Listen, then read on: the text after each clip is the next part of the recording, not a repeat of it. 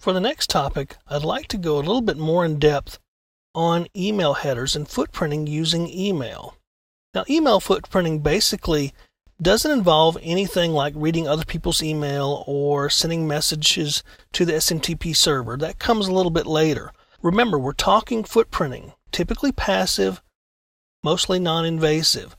So footprinting with email basically involves viewing the header information that you might get in an email you've received to determine information about the email as it's traveled from the sender to the receiver over the internet and through various servers. Now, this header information that you can look at in an email can tell you actually a lot of information about the organization. It can tell you IP addresses, server names, banners that can help you determine what kind of operating system is running on the email server or what email application is running. You can also get username format for the internal network in some cases. You can even get usernames because frequently someone's email address is their username, and that would help you determine what kind of username structure they have on their internal network. You also might get other information about the email infrastructure at an organization or even the entire network. Now, most email clients that you would use, including Outlook, Thunderbird, Eudora, even web-based email, can give you header information. And what we're actually going to do here in a moment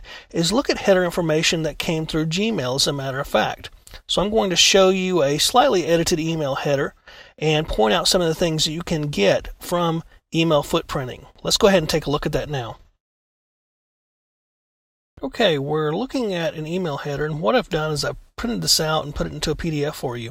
And I have to confess up front, I have edited this information a little bit because I didn't want to put anyone's email address or IP addresses out there for the public to see. So I've slightly edited this. So that's my full disclosure here, but pretty much I've left most of it intact.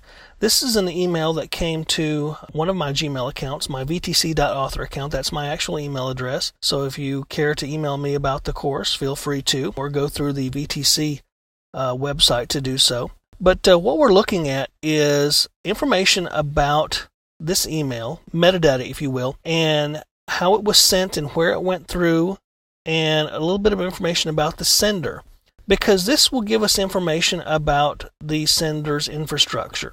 Now, I actually have a made-up person that sent this email, and I have replaced the actual email servers with just generic names here, as well as the IP addresses. Keep in mind, these are not the actual IP addresses from the email. I have altered those. So again, full disclosure on that to protect the innocent, change the names of the guilty, and so forth, if you will.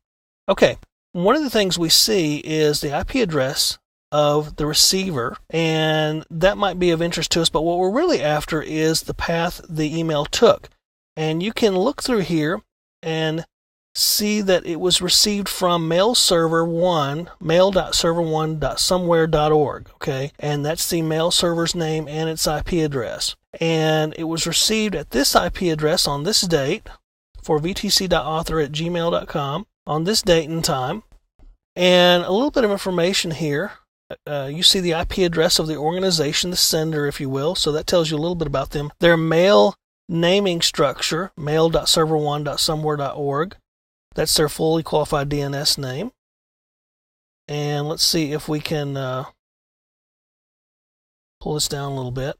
And one thing you'll see of note is this mail server is using Axway Mailgate 5.1.0, and we also know that it's using Novell GroupWise. So now we know a little bit about what the mail server is running. Novell GroupWise using this Axway Mailgate server, if you will. And this comes from Jane Doe, and obviously I've changed the name there, someone@somewhere.org for me. And basically, you've gotten some information now about the IP address of the sender, their mail server, and what they're running on the email gateway. So that's a little bit of information you can use to help fingerprint the organization. So now that we know that they're using a Novell gateway, we can actually look for vulnerabilities that might affect that particular type of email gateway. The Novell GroupWise Internet Agent and the Axway Mailgate.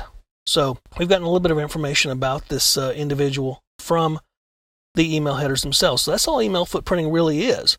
And depending upon what kind of email service they're running, and also depending upon what kind of client you're using, you may be able to get other different information as well from the email headers. You also may get information about the route it took through the internet. So that could be helpful to you. So it's just a little bit of information that's out there in the email header for you.